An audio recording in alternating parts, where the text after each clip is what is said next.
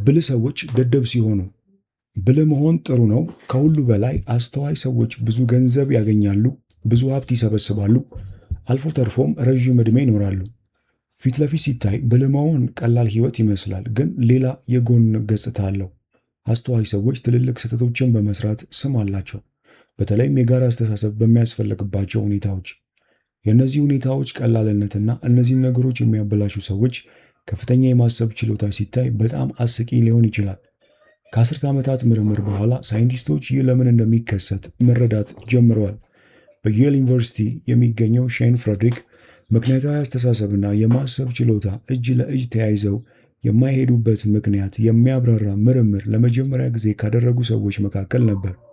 በጥናቱ ውስጥ ፍሬድሪክ ሰዎች እንደዚህ ያለ ቀላል ችግር እንዲፈቱ ሰጥቷቸው ነበር። አንድ የሌሊት ወፍና አንድ ኳስ $1 ከ10 ሳንቲም ያስከፍላሉ። የሌሊት ወፉ ከኳሱ $1 ይበልጣል። ኳሱ ስንት ያስከፍላል? ፍሬድሪክ አንዳንድ ሰዎች ኳሱ 10 ሳንቲም ያስከፍላል በማለት በልበ ሙሉነት የተሳሳተ መልስ የመናገር ዝንባሌ እንዳላቸው አግኝቷል። ትክክለኛው መልስ ኳሱ 5 ሳንቲም እንደሚያስከፍል ሲሆን የተሳሳተውን መልስ የተናገሩ ብልህ ሰዎች እንደሆኑ እያሰብክ ከሆነ ሙሉ በሙሉ ትክክል ነህ። በጄምስ ማዲሰን ዩኒቨርሲቲ እና በቶሮንቶ ዩኒቨርሲቲ የሚገኙ የሥነ ልቦና ባለሙያዎች ተመሳሳይ ነገር ሞክረው ነበር። በመቶዎች የሚቆጠሩ ሰዎችን ተመሳሳይ የሎጂክ ፈተናዎች ሰጥተው የመልሶቻቸውን ትክክለኛነት ከማሰብ ችሎታቸው ደረጃ ጋር አነጻጽረዋል። ተመራማሪዎች ብልህ ሰዎች የተሳሳተ መልስ የመናገር ዕድላቸው ሰፊ እንደሆነ አግኝተው፣ ምክንያቱ ደግሞ ችግር በሚፈቱበት ጊዜ ብዙ የአእምሮ ስህተቶች ስለሚሰሩ ነው ብለዋል። ብልህ ሰዎች ቀላል ስህተቶችን የመስራት ዕድላቸው ሰፊ ነው፣ ምክንያቱም ሎጂክን በሚጠቀሙበት መንገድ ስውር ቦታዎች አሏቸው። ብልህ ሰዎች እነዚህን ስውር ቦታዎች ያሏቸው በአስተሳሰብ ችሎታቸው ላይ ከመጠን በላይ በራስ መተማመን ስለሚኖራቸው ነው። ማለትም ሁል ጊዜ ትክክል ለመሆንና ፈጣን መልሶችን መስጠት በጣም ስለለመዱ ነገሮችን ሳያስቡ መልስ በመስጠት ሲያበላሹት አይታወቃቸውም። የሌሊት ወፍና የኳስ ጥያቄውን የሚሳሳቱት ደደቦች ያን ያህል ደደብ አይደሉም። ፍሬድሪክ ጥያቄውን ለሃርቫርድ፣ ፕሪንስተን እና MIT ተማሪዎች ሲሰጥ ከግማሽ በላይ የሆኑት ተሳስተዋል።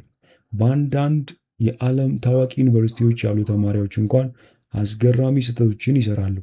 የሌሎች ሰዎችን ስህተቶች በማስተዋል ረገድ በጣም ጥሩ ስንሆን፣ የራሳችንን በማወቅ ረገድ በጣም ደካሞች ነን። ስህተቱ ይበልጥ የደደብ በሆነ መጠን አስተዋይ ሰው እንደሰራው ለመቀበል ይበልጥ ከባድ ይሆናል። የሌሊት ወፍና ኳስ ጥያቄ ከመፍታት ጋር ተመሳሳይ የሆኑ የሎጂክ ችግሮችን በመፍታት ቀናችንን የማናሳልፍ ቢመስልም፣ እነዚህን ችግሮች በመፍታት ውስጥ የተካተቱ የአንጎል ተግባራት በዕለት ተዕለት አስተሳሰብ ውስጥ የምንጠቀማቸው ተመሳሳይ ነገሮች ናቸው። ስለዚህ የማያውቁትን ደደብ ነገር የማድረግ ዝንባሌ ብልህ ሰዎችን ይከተላቸዋል። ብልህ ሰዎች ራሳቸውን የሚጎዱባቸው አንዳንድ በጣም የተለመዱ መንገዶች አሉ። እነዚህን መጥፎ ልማዶች ማስወገድ ለስሜታዊ የማሰብ ችሎታ ጥሩ ነው። በመቀጠል የምናየው እነዚህን ይሆናል።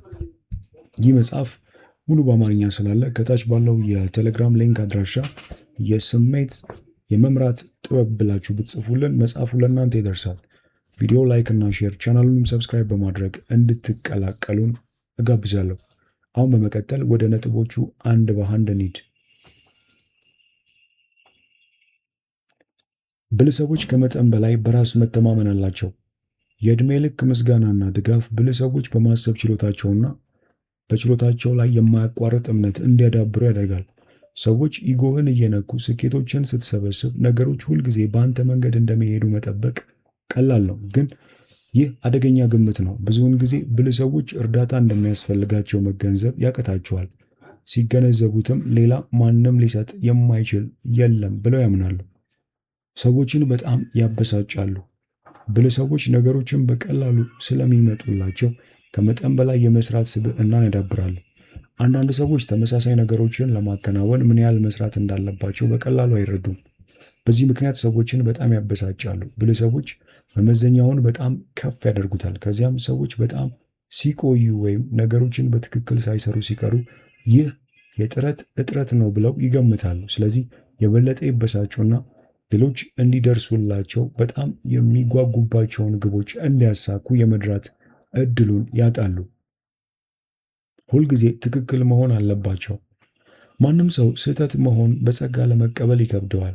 ለብልህ ሰዎች ደግሞ ይበልጥ ከባድ ነው። ምክንያቱም ሁልጊዜ ትክክል መሆንን በጣም ስለለመዱ የባህሪያቸው አካል ይሆናል። ለብልህ ሰዎች ስህተት መሆን እንደ ግላዊ ጥቃት ሊሰማቸው ይችላል። እናም ትክክል መሆን አስፈላጊ ነገር ይሆናል። ስሜታዊ የማሰብ ችሎታ ይጎድላቸዋል። ምንም እንኳን የማሰብ ችሎታ አይኪው እና ስሜታዊ የማሰብ ችሎታ ኢኪው በማንኛውም ትርጉም ባለው መንገድ አብረው ባይከሰቱም ብልህ ሰዎች በአማካኝ ልክ እንደሌላው ሰው ብዙ ስሜታዊ የማሰብ ችሎታ አላቸው። ብልህ ሰው ስሜታዊ የማሰብ ችሎታ ሲጎድለው በጣም ግልጽ ይሆናል። እነዚህ ከፍተኛ ኢኪው እና ዝቅተኛ ኢኪው ያላቸው ግለሰቦች ዓለምን እንደ ውድድር ያዩታል። ለእነሱ ስኬቶች ብቻ ናቸው አስፈላጊ የሆኑት። ሰዎችና ስሜቶች እንደ ተጨማሪ ነገር ናቸው። ነገር ግን በአይኪው የላይኛው ደረጃ ውስጥ እንኳን ከፍተኛ አፈጻጸም ያላቸው ከፍተኛ ስሜታዊ የማሰብ ችሎታ ያላቸው ናቸው። ሲሳናቸው ተስፋ ይቆርጣሉ። የስፖርት ውድድር ላይ ሁሉም ሰው ያሸንፋል ብሎ የጠበቀው አትሌት ሲሸነፍ ፊቱ ላይ የተደናገጠውን መልክ አይተህ ታውቃለህ? ብልህ ሰዎች ውድቀትን እንደ ዓለም መጨረሻ የማየት ወጥመድ ውስጥ በቀላሉ ሊወድቁ ይችላሉ። ምክንያቱም ተደጋጋሚ ስኬት ውድቀትን ለመቋቋም አስቸጋሪ የሚያደርጉ ግምቶችን ይፈጥራል። ስኬታማ ለመሆን ጠንክሮ መስራት ያለባቸው ሰዎች ውድቀትን እንዴት መቋቋም እንደሚችሉ ለመማር ብዙ ልምምድ አላቸው። ውድቀትን መቀበል ይማራሉ፣ ምክንያቱም ውድቀት እንደ ስኬት የሚወሰድ ደረጃ ብቻ እንደሆነ ያውቃሉ። ጽናት ማዳበር ይሳናቸዋል። ነገሮች በጣም በቀላሉ ሲመጡልህ ጠንክሮ መስራትን እንደ አሉታዊ ነገር ማየት ቀላል ነው። ብልህ ሰዎች ያለ ከፍተኛ ጥረት አንድ ነገር ማጠናቀቅ በማይችሉበት ሁኔታ የመበሳጨትና የማፈር ስሜት ይሰማቸዋል። ይህ ደግሞ በቀላሉ አንድ ነገር ማድረግ ካልቻሉ ችግሩ በእነሱ ላይ እንደሆነ ወደ ተሳሳተ ግምት ይመራቸዋል። በውጤቱም ብልህ ሰዎች በከፍተኛ ደረጃ ስኬታማ ለመሆን የሚያስፈልጋቸውን ጽናት ለማዳበር ጊዜ ከማጥፋታቸው በፊት ብቃታቸውን ለማረጋገጥ ወደ ሌላ ነገር ለመሄድ ዝንባሌ ያላቸው። ብዙ ስራዎችን በአንድ ጊዜ ያከናውናሉ። ብልህ ሰዎች በጣም በፍጥነት ያስባሉ። ይህም ትዕግስት የሌላቸው ሊያደርጋቸው ይችላል። የሥራ መቋረጥ እንዳይኖርባቸው በአንድ ጊዜ ብዙ ነገሮችን መጀመር ይወዳሉ። በጣም በፍጥነት ስለሚያስቡ ብዙ ስራዎችን በአንድ ጊዜ ሲያከናውኑ የሚሰራ ይመስላቸዋል። ብዙ እየሰሩም ያሉ ይመስላቸዋል። ሆኖም ቀደም ሲል እንዳልኩት የስታንፎርድ ተመራማሪዎች እውነታው እንደዚያ እንዳልሆነ አሳይተዋል። ብዙ ስራዎችን በአንድ ጊዜ ማከናወን አምራችነትን ዝቅ ማድረግ ብቻ ሳይሆን ብዙ ስራዎችን በአንድ ጊዜ ማከናወን የሚችሉ መስሏቸው ብዙ ጊዜ የሚያደርጉ ሰዎች በእውነቱ በአንድ ጊዜ አንድ ነገር ማድረግ ከሚመርጡት ሰዎች ያነሰ ውጤታማ ናቸው። ግብረ መልስ ለመቀበል ይቸገራሉ። ብልህ ሰዎች የሌሎችን አስተያየት የማሳነስ ዝንባሌ ያላቸው፣ ይህም ጠቃሚ ግብረ መልስ ለመስጠት ብቁ የሆነ ሰው እንዳለ ለማመን ይቸገራሉ ማለት ነው። ይህ ዝንባሌ እድገታቸውንና አፈጻጸማቸውን ከማደናቀፍም በላይ በግልም ሆነ በሙያ መርዛማ ግንኙነት ሊያስከትል ይችላል።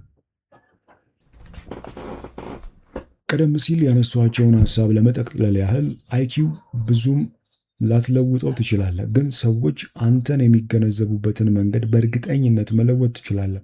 በእውነተኛው ዓለም ስኬታማ ለመሆን ግንዛቤ የጦርነቱ ግማሽ ነው። በስሜት ብልህ የሆኑ ሰዎች ይህን ያውቃሉ እና ራሳቸውን በተቻለ መጠን በተሻለ ብርሃን ለማሳየት የሚችሉትን ሁሉ ያደርጋሉ። አንዳንዶች በዚህ ክፍል ውስጥ ብልህ ሰዎችን እንደ ምተች አድርገው ሊያስቡ ይችላሉ፣ ግን እየተቸው አይደለም። አንዳንድ የህይወት ታላላቅ ስጦታዎች ከፍተኛ የማሰብ ችሎታን ጨምሮ ከችግሮች ጋር ሊመጡ ይችላሉ። ለጠቅላላው ስዕል ሐቀኛ እይታ ለመውሰድ ፈቃደኛ ካልሆንክ ራስህን እያሳነስክ ነው። ይህ ደግሞ ብልህነት አይደለም። ይህ አስደናቂ መጽሐፍ ሙሉ በአማርኛ ስላለ ከታች ባለው የቴሌግራም ሊንክ አድራሻ እንደተለመደው ብትጽፉልን መጽሐፉን ወደ እናንተ የምንልክ ይሆናል። ላይክ፣ ሼር፣ ቻናሉንም ሰብስክራይብ በማድረግ እንድትቀላቀሉ እንጋብዛችኋለሁ። በሚቀጥለው ጊዜ እንዲና መሰል ህይወት ለዋጭ መጽሐፎችን ወደ እናንተ ይዘን እስክንቀርብ ድረስ ቸርን ሰንብት።